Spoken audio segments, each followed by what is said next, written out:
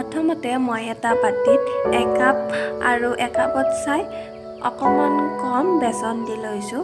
তাৰপিছত ইয়াত নামমাত্ৰ নিমখ অকণমান দিছোঁ আৰু তাৰপিছত ইয়াতে বেকিং পাউডাৰ দিছোঁ, লগতে বেকিং চ'ডাও দিছোঁ আৰু অলপমান আদা আৰু জলকীয়া থেতেলি লোৱা সেইখিনিও দিছোঁ। দি ধুনীয়াকৈ এইখিনি মিক্স কৰি লৈছোঁ।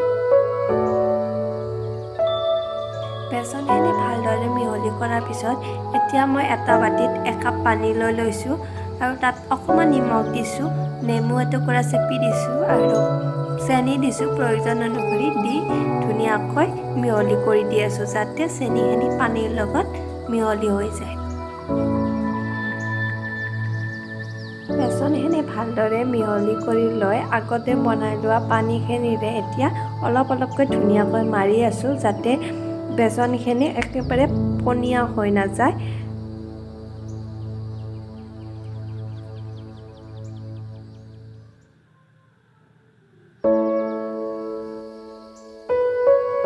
বেচনখিনি মৰা হোৱাৰ পিছত এতিয়া মই ইয়াতে এচামুচমান মিঠাতেল দিছোঁ। দি ধুনীয়াকৈ লৰাই দিছোঁ যাতে মিঠাতেলখিনি বেচনখিনিৰ লগত সম্পূৰ্ণ মিহলি হৈ যায়।